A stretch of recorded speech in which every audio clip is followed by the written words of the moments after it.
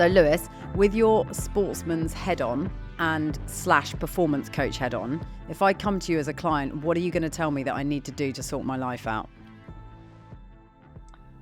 Good question, Georgie. The first thing I would do is I wouldn't tell you what to do or how to sort your own life out, because excellent, you're hired.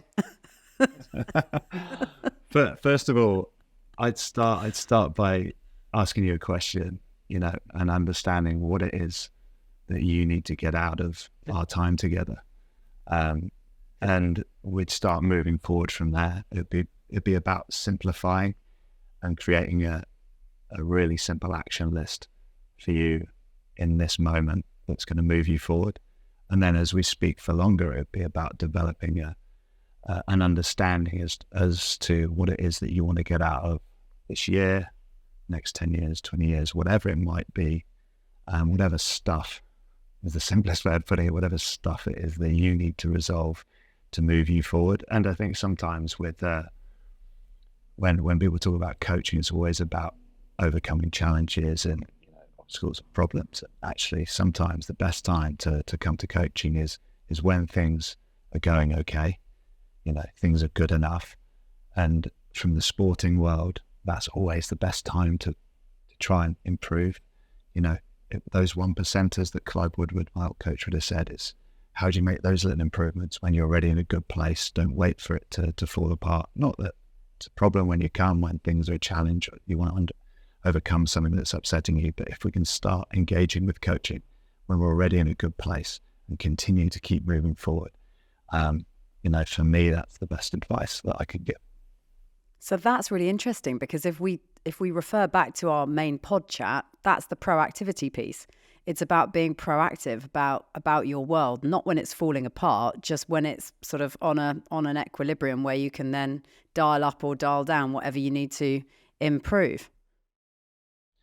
Absolutely. And always simplifying. It's really easy to get bogged down in the detail and consumed with information and perfectionism, and all those things inevitably lead to avoidance or procrastination or frustration. So the more I can support people to simplify what it is that they need to do, where they're heading, the more that they're going to achieve. I love to think of it. I'm a very simple person, and I love to think of it as just the art of doing. How do we get to the point of just doing without waiting, procrastinating, getting frustrated, and eventually avoiding stuff. So those conversations, the start inevitably, Georgie, is if you're coming to me and having a conversation, you've started that process in your head already, so it becomes slightly easier. Why do people overcomplicate? Is it because it makes them feel more important? Is it because it makes them feel like they've got more going on, and a high performance person by their very nature is probably juggling a lot of things? Why do they not understand, these people who we speak of, who are our audience, who are listening and watching this podcast, that simplification is absolutely at the key to success?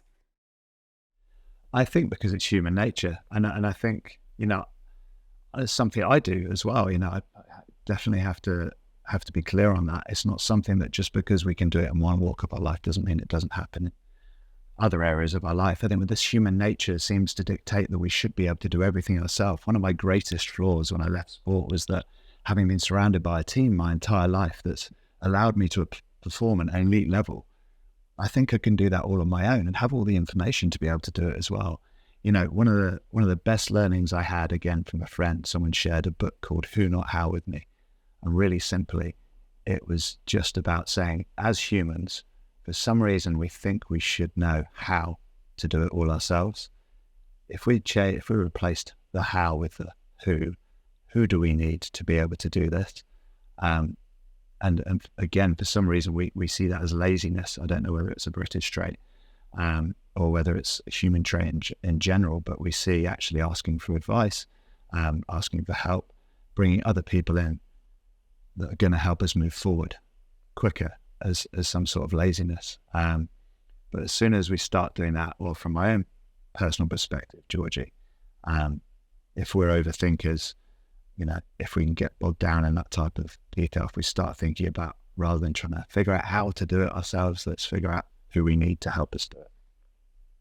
And interestingly, I guess the sport analogy crops up once more because it's about a team, isn't it? It's about a team of people pulling together to sort of, enable you to get further. Yeah, life's lonely if we try and do it all on our own, isn't it? And I don't know if you experience this at all, but when we step out of that sporting team, that bubble that encompasses you literally every waking moment of your life, from, for me, 18 to 33, all of a sudden you retire. The next day you are on your own, and for some reason, the mindset can allow you to stay in that environment. But having a team of people around you, understanding who your supportive community is so important to help you progress, even if it's just a social support network, if it's a if it's a physical support network, if it gives you a physical outlet. There are so many different aspects to support and having a team around you, but yeah, it's crucial. It's crucial to our just our being as a human, that we need people around us to feel good and help move us forward, because it challenges us. So I think to a team, and Georgie, I know you want this to be like a really short section. I've now managed to make it probably a 30-minute add-on to the chat, and I've completely forgotten what I was going to say now. I think the point we're trying to make, the point that we're talking about is that team is everything, isn't it? You can't do it all on your own, and nor should you try to do it all on your own. And you may have ideas that have been created by yourself or whatever else, but in order to actually make something happen, and doing the do that you've spoken about a lot, you need a group of people to be able to do that together. You can't do it all by yourself. It's an impossible ask.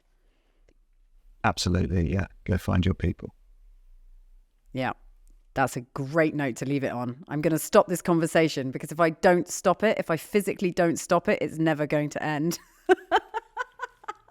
Good decision. Sorry, I'm going off like that. Here we go. What else got to talk about for 3 minutes or 30 minutes?